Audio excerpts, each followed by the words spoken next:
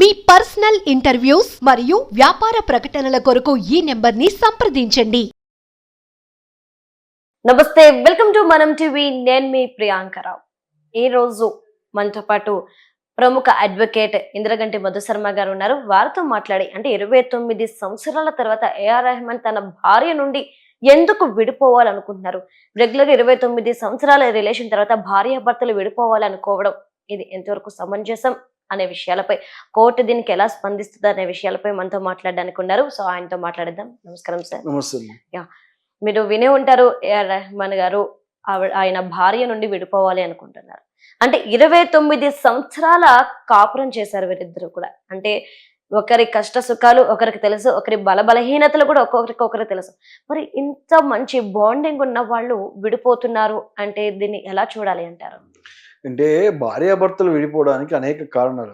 ఇవాళ మనం సెలబ్రిటీస్ కదా అని ఏఆర్ రెహమాన్ గారు ఆయన వైఫ్ విడిపోతున్నారని చెప్పేసి ఇది ఒక సెన్సేషన్ అవ్వచ్చాము. కానీ ఎన్ని సంవత్సరాలు, ఇప్పుడు 30 ఏళ్ల కాపురం, ఆల్మోస్ట్ 30 ఏళ్ల కాపురం తర్వాత వాళ్ళు విడిపోతున్నారంటే 30 ఏళ్ల కాపురంలో ఎన్నో కష్ట సుఖాలు చూసుంటారు. ఈ కష్ట సుఖాలు చూసిన తర్వాత కూడా అది ఏదో తట్టుకోలేని సమస్య, ఇద్దరి మధ్యలో చాలా గ్యాప్ పెంచేటువంటి ఏదో సమస్య ఉంటే గానీ ఈ స్టేజ్ వరకు రాదు. యూజువల్గా విడాకులకి చాలా కారణాలతో వచ్చేవాళ్ళు ఉంటారు. ఒకళ్ళు ఈగోతో ఉంటారు, ఒకళ్ళు లేదు నా మనసు అర్థం చేసుకోవడం అవతలేని అనే వాళ్ళు ఉంటారు, లేదా ఏం చేసినా చీటికి మాటికి తను ఇబ్బంది పెడుతూ ఉంటారు, లేదా ఇంకొకళ్ళతో ఎవరితోనో సహజీవనం చేస్తున్నారు, ఎఫ్ఐఆర్స్ పెట్టుకున్నారని చెప్పి చాలా రకరకాల కారణాలు వాళ్ళు విడాకులు తీసుకోవడానికి. ఇదని ఒకటే స్పెసిఫిక్ అంటూ రీజన్ అంటూ చెప్పలేము. బట్ ఇన్ని సంవత్సరాల కాపురం చేశాక ఇంకా ఒకళ్ళకి అర్థం కానంత సిచ్యువేషన్ ఏముంది. పైపెచ్చి 3 పిల్లలు ఉన్న ఫ్యామిలీ అంటే ఎన్నో రూమర్స్ దీనిపైన వచ్చినాయి, కూడా చాలా రూమర్స్ మనకి స్ప్రెడ్ అయ్యి వచ్చినాయి. అంటే నేను ఇందాక ఒక ప్రముఖ న్యూస్ ఛానల్లోనే చూస్తున్నాను, వాళ్ళ టీంలో ఉన్నటువంటి ఒక టీం మెంబరు మోహినీదే అనేటువంటి ఆవిడ కూడా ఆవిడ భర్తకి విడాకులు ఇచ్చారు, సో అతనితో కలిసి ఆవిడ ఉండట్లేదు అనేది కూడా ఒక స్పెక్యులేషన్ ఒక్కసారిగా లేచింది. అంటే ఎందుకు ఇప్పుడు ఏఆర్ రెహమాన్ గారు విడాకులు ఇచ్చిన రీజన్ అంటే భార్యకి విడాకులు ఇవ్వడానికి కారణం ఈ మోహినీదే అనే ఆవిడేనా అనేటువంటిది ఒక సందిగ్ధం అందరికీ ఉంది. ఎందుకంటే అట్ ద సేమ్ టైం ఆవిడ కూడా at the same time reveal చేయడం అనేది చాలా స్పెక్యులేషన్స్ లేపింది. అంటే మనం ఏఆర్ రెహమాన్ గారు కూడా ఒక ట్యాగ్ లైన్ ఇచ్చారు, ఈ న్యూస్ చెప్తూనే కాంప్రమైజ్ కాలేని పరిస్థితి ఏర్పడింది కాబట్టి ఈరోజు మేము మ్యూచువల్ గా డివోర్స్ వైపు అడుగులు వేసాము అని. అంటే ఇక్కడ కాంప్రమైజ్ కాలేని సిచ్యువేషన్ ఇక్కడ మోహినీదే అయ్యుండొచ్చు అనే ఒక అభిప్రాయం కూడా బయటకు వస్తుంది. ఎందుకంటే ఎట్ ద టైం ఇద్దరు కూడా తమ పార్ట్నర్స్ కి డివోర్స్ ఇవ్వడం. అవును, ఇప్పుడు ఒక విషయం ఏంటంటే ప్రియాంక, కాపురంలో అనుమానం అనేది పెనుభూతం. ఒకసారి అనుమానం వచ్చింది అంటే మనసులు తొందరగా అతుక్కో. ఫస్ట్ పాయింట్, ఎంత ఏ లెవెల్లో మీరు ఎక్స్టెంట్ కాంప్రమైజ్ చేద్దామన్నా కలిసి ఉండాలి అనే ఆలోచన చాలా సందర్భాల్లో అనుమానం వచ్చిన తర్వాత చనిపోతుంది. ఆ అనుమానం రాకుండా జాగ్రత్తగా ఉండాల్సిన బాధ్యత ఇద్దరి పైన. అంటే భార్యాభర్తలు కాపురం చేసుకుంటున్నప్పుడు ఒకరికొకళ్ళు అనుమానం, అంటే నిప్పులేందే పొగరాదు అంటారు కదా, ఏదో ఉంది అంటేనే అనుమానం వస్తుంది ఖచ్చితంగా. సో అలా అనుమానమే మెయిన్ రీజన్ అయి ఉంటుందేమో వీళ్ళ దానికి, అది మనము చెప్పలేము. ఎందుకంటే పూర్తి క్లారిటీ రావాలి. బట్ ఉన్న సిచ్యువేషన్స్ అన్నీ మనం కనుక చూస్తే ఒకేసారి ఆవిడ విడాకులు ఇవ్వడము, ఈయన విడాకులు అనౌన్స్ చేయడము అనేది చూస్తే కనుక అది ఆబ్వియస్లీ చాలా మందికి అది డౌట్ వచ్చే విషయమే, స్పెక్యులేషన్స్ కూడా లేస్తాయి.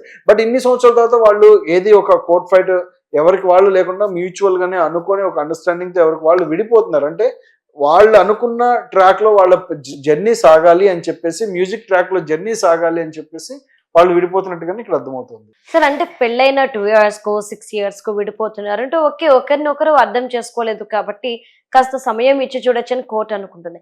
సో ఈ విడాకులు కోర్టు వరకు వెళ్తున్నాయి కాబట్టి 20 years కలిసి కాపురం చేసిన వాళ్ళు డివోర్స్ తీసుకుంటానికి వెళ్ళారు అంటే కోర్టు ఎలా రియాక్ట్ అవుతుంది వీళ్ళ విషయంలో? లేదు, 30 years కాపురం చేశాక కూడా డివోర్స్ తీసుకోవాలంటే కోర్టు ఇస్తుంది. ఇప్పుడు ఇంకొక విషయం ఏంటంటే చాలా మంది, ఇప్పుడు నేను కొన్ని కేసెస్ చూశాను, ఇప్పటికి 70 ఏళ్ళు ఉన్నా కూడా వాళ్ళు విడాకులు వేసేసుకొని ఇంకా ఒకళ్ళనొకళ్ళు ఏదో పగ సాధించుకోవాలని కొట్లాడుకునే తీరులో ఉన్న భార్యాభర్తలు నేను చాలా మందిని చూశాను. అంటే విషయం ఏంటంటే ఇక్కడ ఏజ్ పెరుగుతున్న కొద్దీ మన మనస్తత్వం కూడా మారాలి. అంటే ఎందుకు లేనిపోని ఈగోలు చంపుకోవాలి. అంటే సంసారంలో ఈగో పెంచుకోవడం అనేది ఎప్పటికైనా ఇబ్బందికరమైన విషయమే. ఈగో ఉంటే ఒక కైండ్ ఆఫ్ ఒక సెట్కి వచ్చాక దాన్ని తగ్గించుకొని వాళ్ళిద్దరూ కలిసి ఉండడానికి ప్రయత్నం చేయవచ్చు. బట్ అనుమానం ఉంటే మాత్రం నిజంగా చాలా కష్టం. ఇప్పుడు ఈ అనుమానాల ద్వారా విడిపోయే పెళ్లిళ్ళే ఎక్కువ శాతం ఉన్నాయి. అంటే నాతో ఎక్కువసేపు గడపరు, ఫ్యామిలీ టైం ఇవ్వరు, ఇంట్లో ఉండరు, పైపెచ్చు ఎవరితో మాట్లాడాలంటే సీక్రెట్ గా ఎక్కువ ఫోన్ లో మాట్లాడుతూ ఉంటారు. ఎవరితో మాట్లాడుతున్నారో ఇంట్లో తెలియకపోవడం, అంటే భార్యకి ఉండేటువంటి స్పేస్ వెడ్డింగ్ లైఫ్ లో, అంటే మనం ఏదైతే వివాహ బంధంలో భార్యకు ఉండేటువంటి స్పేస్ ఏదైతే ఉంటుందో ఆ చొరవ తనకి తగ్గిపోతుంది అని కనుక ఫీల్ అవుతారో చూసావా, అప్పుడు ఖచ్చితంగా ఇబ్బంది పడాల్సి వస్తుంది. భార్య అయినా భర్త అయినా ఇద్దరిలో ఏది, నేను చొరవగా ఉండలేకపోతున్నాను నా స్పౌస్ తోటి, నేను అంటే ఫ్రీగా మాట్లాడలేకపోతున్నా, ఏదైతే ఏం విసుకుంటారో అని కనుక ఎప్పుడైతే అనుకుంటారో ఆబ్వియస్లీ ఇలాంటివి జరుగుతూనే ఉంటాయి. ఓకే. సో అంటే అనుమానం ఒక్కటే, ఎన్ని సంవత్సరాలు పెళ్ళయి ఎన్ని సంవత్సరాలైనా గానీ విడిపోవడానికి రీజన్ అని చెప్పేసి అంటున్నారు. ఇంకేమైనా అంటే ముగ్గురు పిల్లల్ని పెట్టుకొని ఈరోజు డివోర్స్ తీసుకుంటున్నారంటే పిల్లల భవిష్యత్ ఏంటి? అంటే డబ్బు ఉంటే సరిపోదు కదా సార్ భవిష్యత్తుకి. పిల్లల భవిష్యత్తు కంటే ఇప్పుడు వన్ థింగ్, ఇది చాలా కేసెస్ లో, ఇవాళ డివోర్స్ కేసెస్ లో ఇది చాలా పిల్లలు అనేది ఒక బంతిలాగా అయిపోయారు. అంటే అటు తంతే ఇటు, ఇటు తంతే ఇటు అన్నట్టు. సో డెఫినెట్లీ వాళ్ళ పరిస్థితి ఏంటంటే చాలా అన్యాయం. ఇటు తండ్రి దగ్గర ఎక్కువసేపు స్పెండ్ చేయాలా, అమ్మ దగ్గర ఎక్కువ స్పెండ్ చేయాలా, లేదా ఒక ఇద్దరు పిల్లల్లో ఒక పిల్లాడు ఎవరైనా సరే తండ్రి దగ్గర ఉండి మిగిలిన వాళ్ళు ఇద్దరు అమ్మ దగ్గర ఉంటారా, ఇవన్నీ చాలా వాళ్ళు ఒక క్యాల్కులేటెడ్ గా వెళ్తారు. అంటే అది ఒక రకంగా బాధ పెట్టే విషయమే. పిల్లల విషయంలో వీళ్ళు అర్థం చేసుకోవాల్సింది అంటే, పిల్లలు కూడా కొంచెం ఆ వయసుకు పెద్ద పిల్లలే కాబట్టి, సో వాళ్ళు ఏ పేరెంట్ తో ఉండాలి, ఎలా ఉండాలి, వాళ్ళ డెసిషన్ కూడా ఇంపార్టెన్స్ ఉంటుంది ఇక్కడ. ఖచ్చితంగా వాళ్ళు డెసిషన్ తీసుకోవచ్చు. తర్వాత పేరెంట్ గా ఆయన బాధ్యత ఆయన నిర్వర్తించాల్సిందే. పిల్లలు చదువులకు కానీ, పిల్లలు వాళ్ళ లైఫ్ లాంగ్ వాళ్ళకి, అంటే వాళ్ళు మ్యారేజ్ అయ్యేంత వరకు అయినా సరే తన భుజాల మీద తను క్యారీ చేయాల్సిందే. యాక్చువల్లీ అంటే ఇండియన్ మ్యారేజెస్ లో ఎప్పుడు అంటారు, ఒక స్టేజ్ వచ్చేంత వరకు ఒకరి కోసం ఒకరు బతుకుతారు, కానీ పిల్లలు ఎదిగి వస్తున్నారు, పిల్లలు పుట్టాక పిల్లల కోసమే వీళ్ళిద్దరూ కూడా బ్రతుకుతారు అని చెప్పేసి మనకు ఒక లైన్ అనేది చెప్తూ వస్తారు పెద్దవాళ్ళు. బట్ ఇప్పుడు చూస్తుంటే పెళ్లి అయ్యి పిల్లలు ఉన్నా గానీ పిల్లల గురించి ఆలోచించకుండా కొద్ది రోజులు నా దగ్గర, కొద్ది రోజులు నీ దగ్గర, ఆ ప్యాటర్న్ లో వీళ్ళు మ్యూచువల్ అండర్స్టాండింగ్ తో విడిపోవడానికే ప్రయారిటీ ఇస్తున్నారు. సో ఎందుకు పిల్లల్ని పట్టించుకోవట్లేదు, పిల్లల్ని దృష్టిలోకి ఎందుకు పెట్టుకోవట్లేదు, ఈ లైన్ అంతా ఎటుపోతుంది? లేదు, అది యాక్చువల్ గా వీళ్ళేం చిన్నపిల్లలు కాదు. ఇప్పుడు ఈ కేసులో చూసుకుంటే ఆ పిల్లలు ఏమి చిన్నపిల్లలు కాదు, వీళ్ళు అది ఆలోచించే ఉంటారు. ఆ పిల్లలకి ఏమి ఇవ్వాలి, ఎలా ఇవ్వాలి, ఏంటనేది ప్రొసీజర్ ఖచ్చితంగా వీళ్ళు కూడా ఆలోచించే ఉంటారు. కానీ విషయం ఏంటంటే, ఏదైనా సింగిల్ పేరెంట్ అనేది ఇప్పుడు వయసు వస్తున్న కొద్దీ ఇప్పుడు సింగిల్ పేరెంట్ గా అనేది వాళ్ళు బయటికి చెప్పుకోవడానికి కూడా కొంత ఇబ్బందికరంగా ఉంటుంది. పిల్లలకు కూడా ఖచ్చితంగా ఇంపాక్ట్ చూపిస్తుంది. ఇప్పుడు మ్యారేజ్ అనేది ఏంటంటే సింపుల్ గా సొసైటీలో మనం పెళ్లి అయిందని ఎంత చెప్తామో, పెళ్ళి విడిపోయాక అది ఎక్కువగా స్ప్రెడ్ అవుతుంది సొసైటీలో. అంటే మంచి కన్నా చెడు ఫాస్ట్ గా స్ప్రెడ్ అయిపోయే అవకాశం ఎక్కువ ఉంటుంది సొసైటీలో. సో ఏం జరిగింది, ఏమైంది అసలు వాళ్ళిద్దరి మధ్య అనేది వాళ్ళు చెప్పకపోతే అది సమాజానికి తెలియదు. అది వాళ్ళ పర్సనల్ లైఫ్ కి సంబంధించింది, మనము తొంగి చూడలేము. సో ఇలాంటి సందర్భాల్లో పిల్లల మీద కెరీర్ ఇంపాక్ట్ అనేది ఖచ్చితంగా కొంత ఉంటుంది. ఆ కెరీర్ ఇంపాక్ట్ గురవకుండా తల్లిదండ్రులు వాళ్ళకి కేర్ తీసుకోవాల్సిందే, అది వాళ్ళ బాధ్యత.